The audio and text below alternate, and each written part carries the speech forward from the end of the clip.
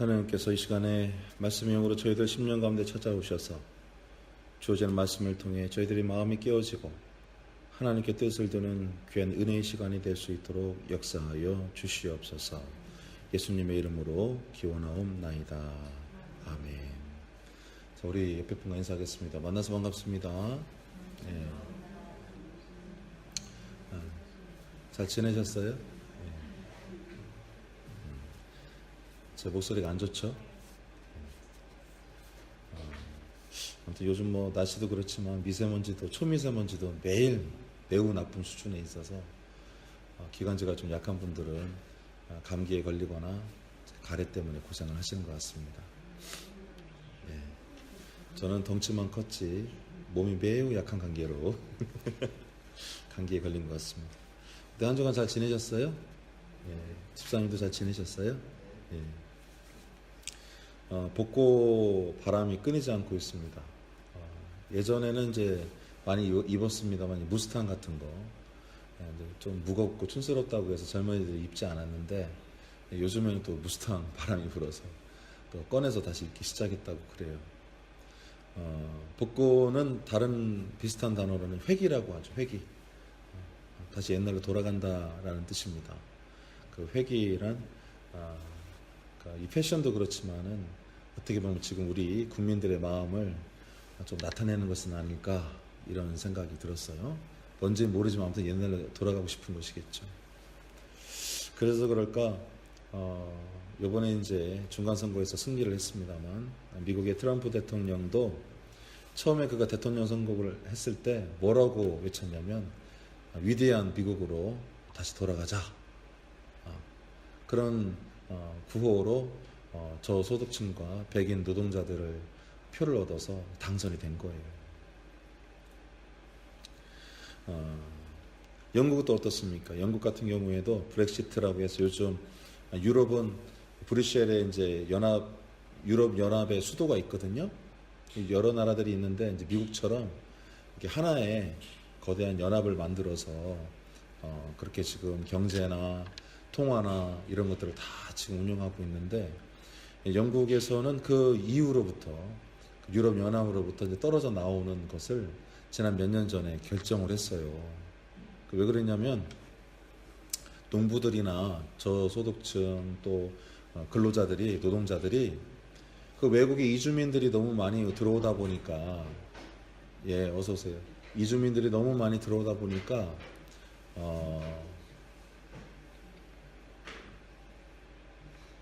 자기들이 먹고 살 게 없으시잖아요.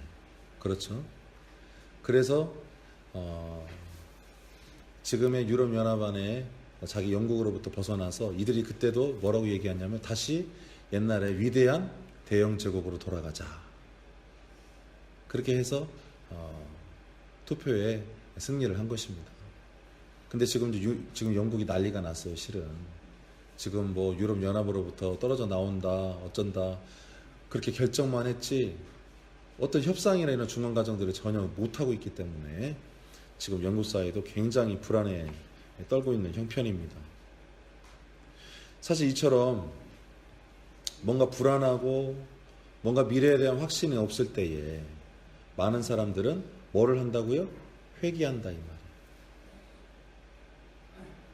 실질적으로 미국의 트럼프도 마찬가지고 또 영국의 메이 총리도 마찬가지고 이들은 국가가 더 이상 국민들의 불안과 어떤 그 소득의 불균형과 행복에 관한 문제들을 더 이상 통제할 수 없을 만큼 너무나 큰 문제들에 노출되어 있었기 때문에 이들이 다시 위대한 미국으로 가자, 위대한 영국으로 가자라고 떠든들 국민들은 전혀 그런 문제들로부터 해방될 수가 없었던 것입니다. 지금 분쟁들이 오히려 더 많아졌다는 이야기예요. 어쨌든 따라서 인류의 불안은 국가조차도 능가하는 여러 가지 힘들과 문제들에 있습니다. 이를 조절할 수 있는 기능을 나라가 상실한 것이죠. 나라뿐만이 아닙니다.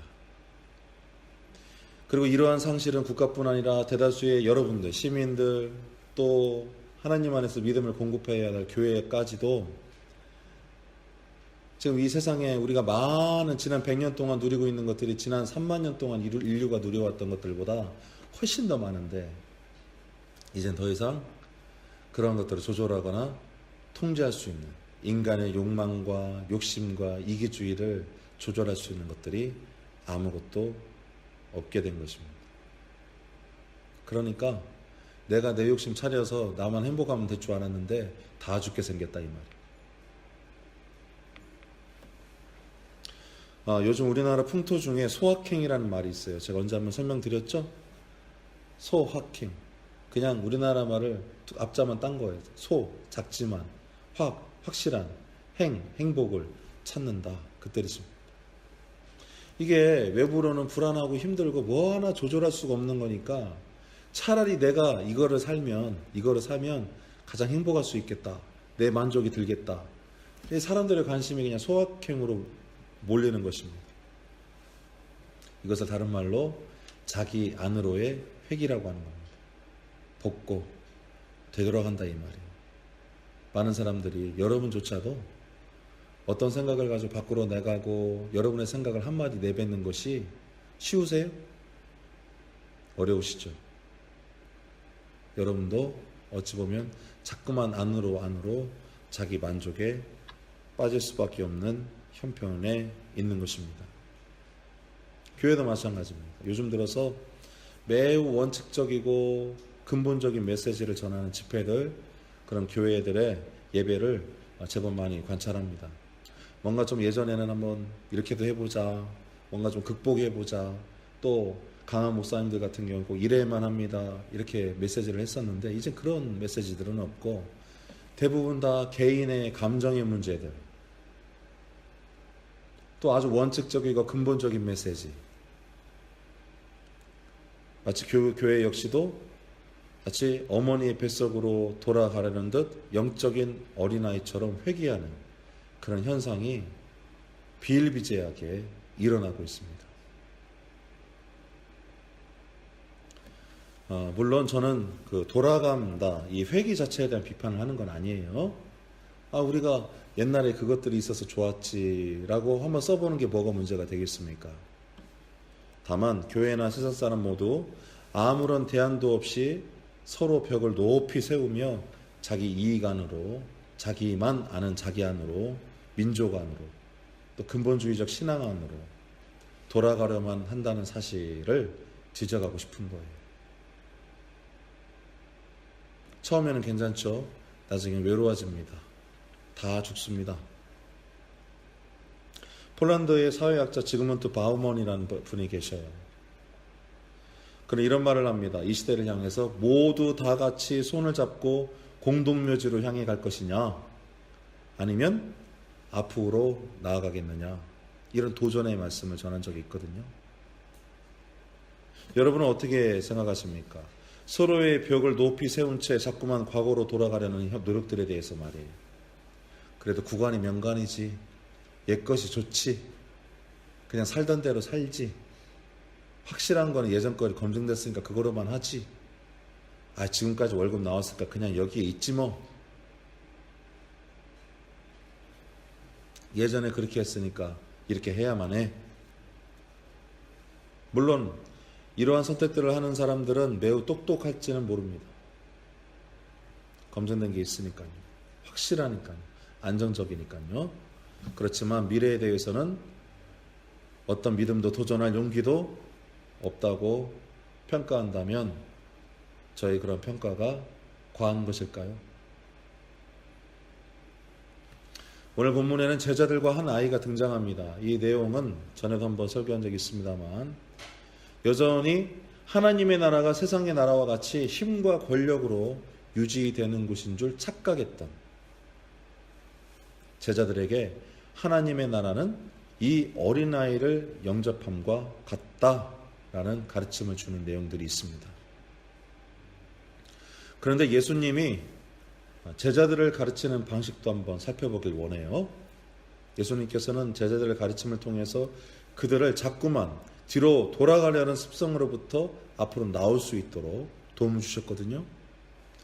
예수님은 제자들과 대화를 하셨습니다. 뭐를 했다고요? 대화를 하셨어요. 대화를 통해 제자들의 생각을 끄집어내셨고 그들에게 진리를 보여주셨던 겁니다. 그리고 이 말을 받을지 말지는 제자들의 몫이었던 거예요. 적어도 대부분의 제자들은 예수님의 말씀을 통해 익숙한 자신이 아닌 새로운 결정을 했습니다.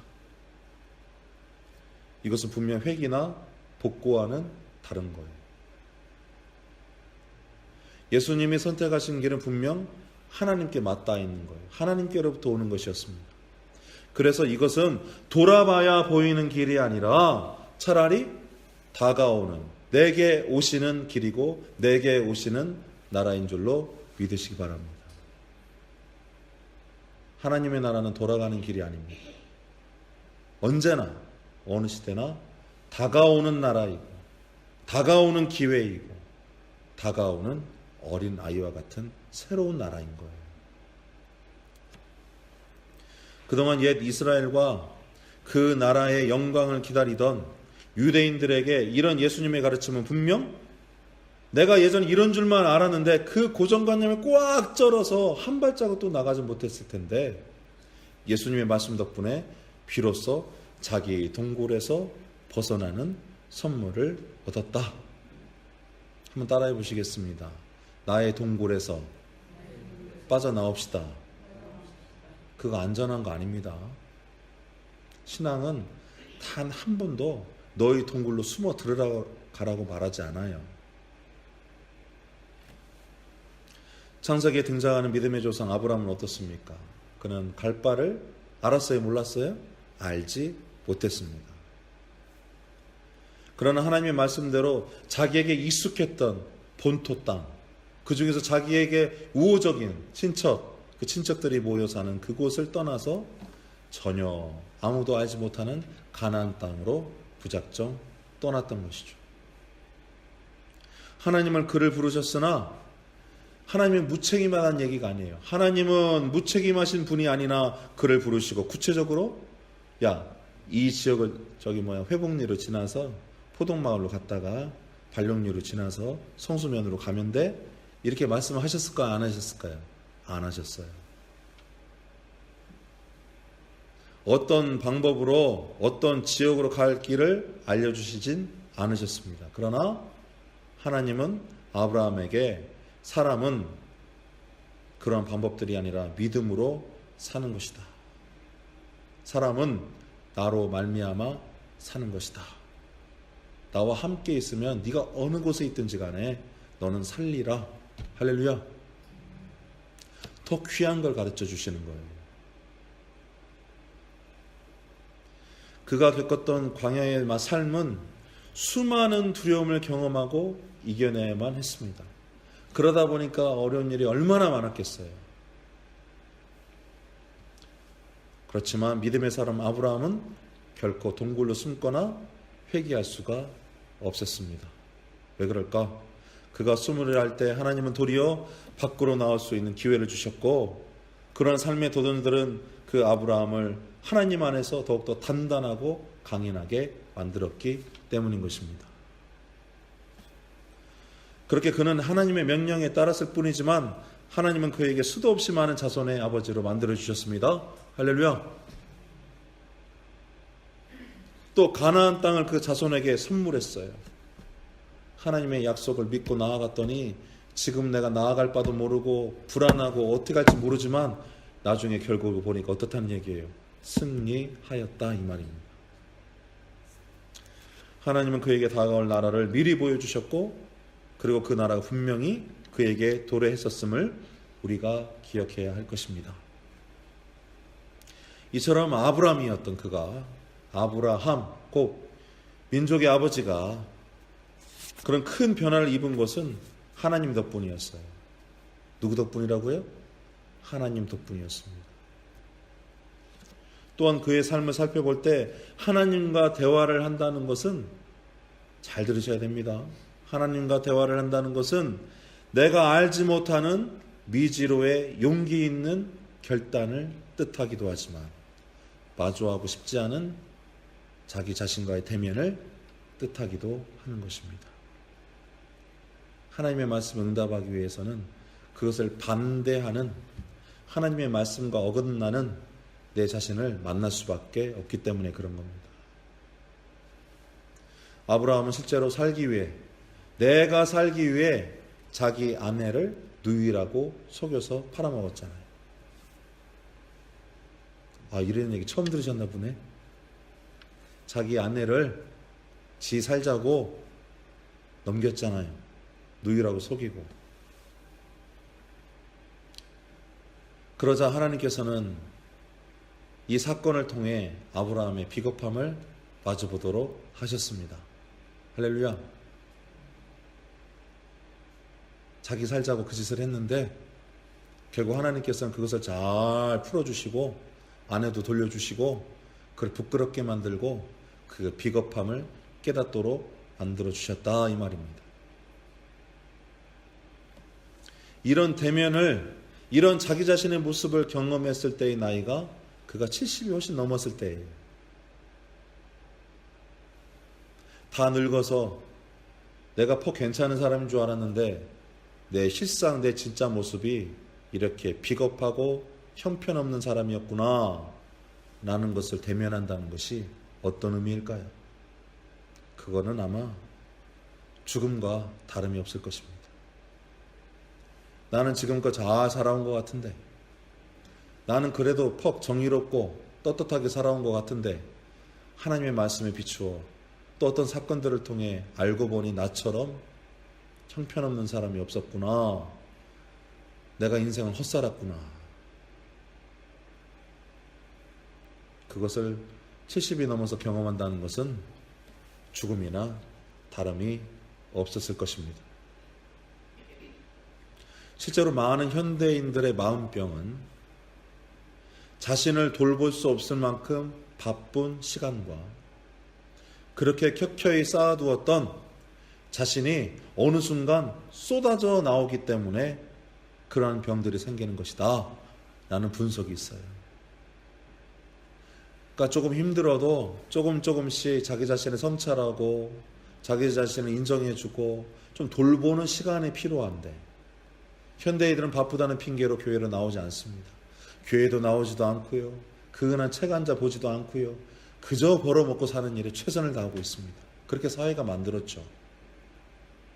그러나 성공할 때쯤 돼서 철저히 자기 자신이 무너지는 일을 경험하는 사람들이 한둘이 아니에요. 정신이 멘탈이 박살나는 사람들이 한둘이 아닌 것입니다.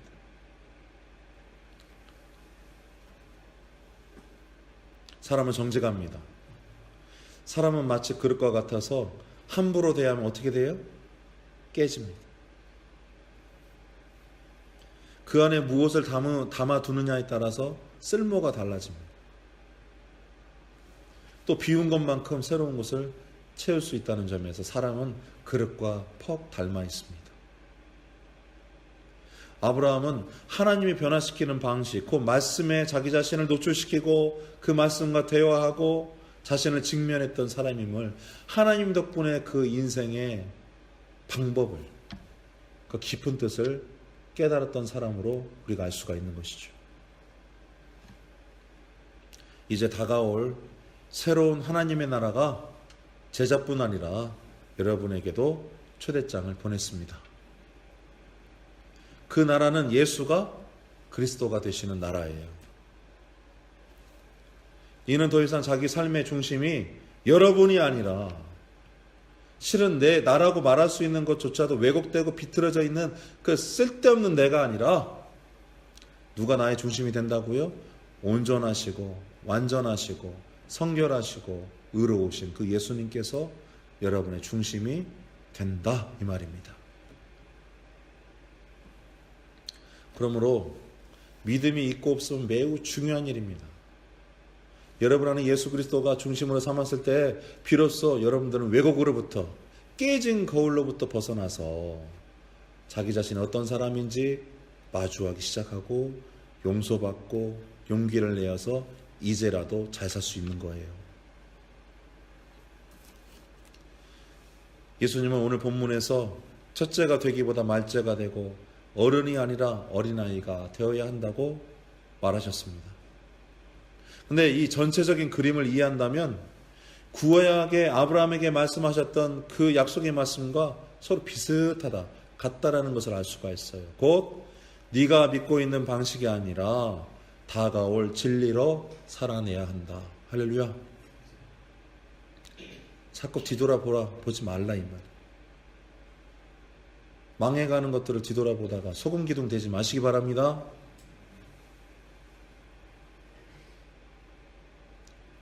먹기에 좋고 달다고 자꾸 삼키다가 속에 짓무르지 마시기 바랍니다. 기독교인들은 목숨을 걸고 이미 하나님께 목숨을 드린 사람들이에요.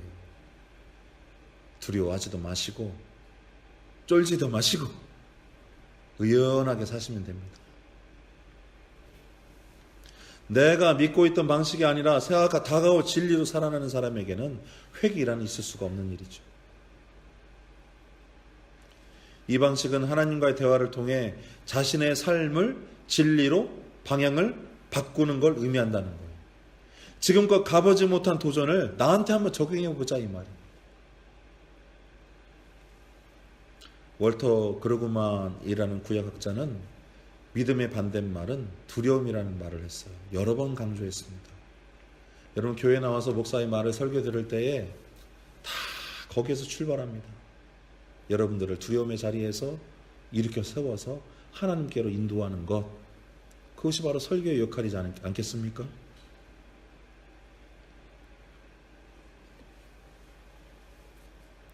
지금 전 세계가 또 우리나라가 온통 막연한 두려움에 빠져 뒤로만 회귀하고 있는 형편입니다. 자꾸만 그런 것이죠. 우리나라가 초고령 사회가 되어가고 있습니다. 더 이상 미래가 없는 나라, 끔찍하지 않습니까? 그래서 그 두려움 때문에 위대한 미국으로 돌아가자, 위대한 영국으로 돌아가자, 위대한 옛 고구려로 돌아가자, 그런 구호를 외치기 시작했습니다만, 그러나 이들은 오히려 점차 고립될 것이고, 이러한 고립들은 결코 스스로를 행복하게 만들 수 없습니다. 회개에 용케 성공해서 그 회개 덕분에 뭔가 상편이 나아진다면, 그것을 달리 말하면 오히려 더욱더 고립되고 주변의 시샘과 도전을 받을 수밖에 없는 구조가 된다, 이렇게 설명드릴 수가 있는 거예요. 이스라엘이 밖으로 많은 외침 속에서도 하나님의 말씀을 깨닫지 못하고 뒤로 회개하고 더 율법화되고 성결한답시고 더 율법화되고 아브라함의 자손이 더욱더 중요해지고, 그러자 어떻게 됐어요? 그 나라의 성전을 하나님께서 싹 멸망시켜버리고 돌 하나 남기지 않으셨습니다. 그게 역사의 하나님의 방식이에요. 지금은 회개해서 괜찮아 보이시죠? 하나님의 심판이 반드시 있을 것입니다. 그러므로 선서는 이렇게 말합니다. 네가 두려움을 피하기 위해 선택하는 길은 결코 너의 길이 될 수 없다. 내가 지은 죄를 감추기 위해서 똑같은 선택을 하고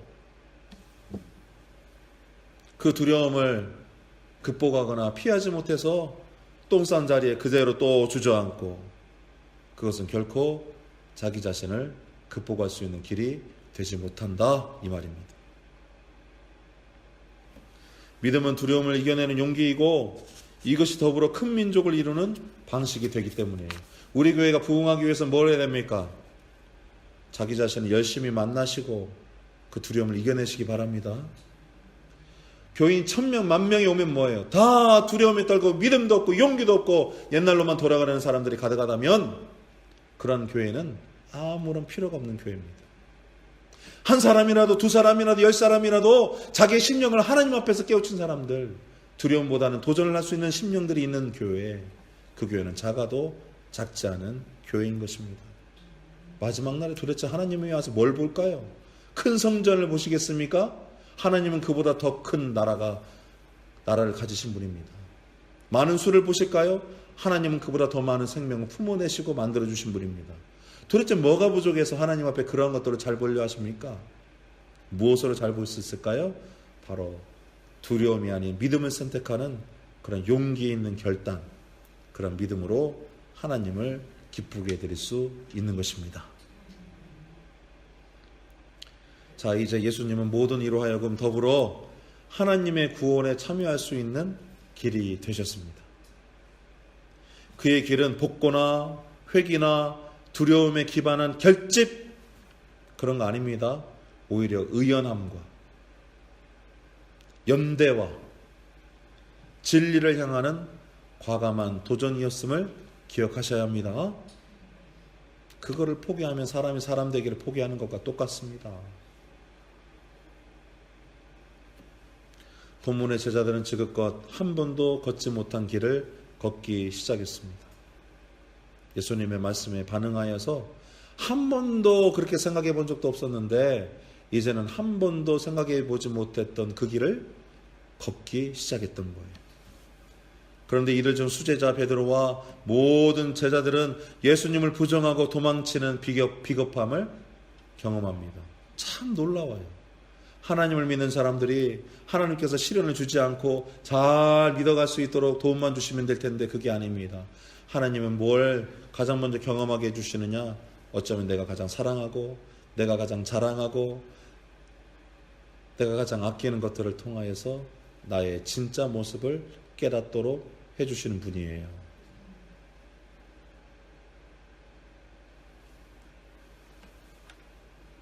비로소 그 비겁함을 직면하고 일어선 자, 그들은 비로소 훗날에 살아도 주를 위해 죽어도 주를 위해 사는 하나님의 믿음의 사람들이 다 된 줄로 믿으시기 바랍니다. 아브라함이 아들 이삭에게서 하늘의 별만큼 많은 자손들을 바라보았듯이 제자들도 지금 작은 무리로도 능히 하나님의 큰 나라를 세우실 주님을 믿어 의심치 않게 된 것입니다. 이들은 돌아갈 나라가 없었어요. 다가오는 나라만 이들의 나라였던 것입니다. 여러분들에게도 돌아갈 나라는 없습니다. 돌아갈 곳이 없습니다. 여러분들에게도 마찬가지로 다가올 그의 나라만이 여러분의 나라가 될 수 있는 것입니다. 사랑하는 성도 여러분, 두려움은 하나님의 말씀을 믿고 한 발을 내딜 때 극복되는 것입니다. 애굽 땅에서 백성을 이끌고 나온 모세가 큰 강의 앞을 가로막고 있었어요. 백성들이 아우성칩니다. 하나님의 말씀을 듣고 나왔는데 우리가 다 애굽 병사들에게 밟혀 죽게 생겼다. 그때 모세는 믿음으로 한 발을 물가에 담궜습니다. 그리고 그가 손을 들자 강이 양쪽 갈래로 쫙 갈라진 거예요. 믿음으로 한 걸음 나아가시기 바랍니다. 그리하면 사탄은 여러분의 발밑에서 비명을 지를 거예요. 성서는 사탄을 피하거나 구슬리라라고 말하지 않습니다. 한번 따라해 보시겠습니다. 사탄을 대적하라. 나사렛 예수의 이름으로 대적하시기 바랍니다. 피하지 마십시오. 사탄을 이기는 방법은, 내 안에 있는 악마성을 이기는 방법은 예수님을 의지하여 믿음으로 내딛는 한 걸음이 중요한 것입니다. 다른 사람의 원망하고 다른 사람 때문에 힘들어지고 상처받아서 자꾸만 내 안으로 숨는 것들 예수님의 이름으로 이겨내시기 바랍니다. 피해의식으로 살아가면 세상을 올바로 볼 수가 없습니다. 걸어도 앞이 보이지 않을 수 있습니다. 그러나 분명한 것은 이미 예수님은 승리하셨고 또 적지 않은 믿음의 동지들이 여러분 주변에서 승리하고 있다는 사실을 기쁘게 생각하십시오. 어떻게 저거를 저렇게 할 수가 있지? 넘어질 수가 있는데 어떻게 저렇게 일어났지? 어떻게 하나님 저렇게 도울 수가 있지? 그런 하나님의 방식들, 그런 하나님의 은혜를 경험하는 여러분들의 믿음의 동지들을 바라보시면 위로를 얻으시기 바랍니다. 예수님의 탄생이 하나님의 과감하고 놀라운 결단이었다는 점을 잊지 마시기 바랍니다. 이 믿음 없는 세상에 믿을 것 안 되는 인간들에게 하나님께서는 모험을 하신 거예요. 하나님이 먼저 독생하신 예수 그리스도를 우리에게 보내주셨습니다. 할렐루야. 하나님이 먼저 모험하신 거예요. 하나님이 먼저 여러분을 사랑하셨고요. 하나님이 먼저 여러분들을 믿어주셨고요. 사랑하고 믿을 만한 게 요만치도 없는 우리를 위해서 자신의 피값으로 낳은 아들을 우리에게 먼저 보내주셨던 것입니다. 그런 그를 우리가 죽였습니다. 그러나 그는 다시 일어나셔서 우리의 부활의 주님이 되셨고 우리의 예수 그리스도가 되셨습니다. 이제 곧 있으면 아기 예수의 탄생을 기념하는 성탄절이 오죠. 한 손에는 정사와 한 손에는 하나님의 권능을 주신 예수님의 탄생이 여러분과 더불어 새로운 길을 열어내는 길잡이가 되기를 주님의 이름으로 축원합니다. 기도하겠습니다.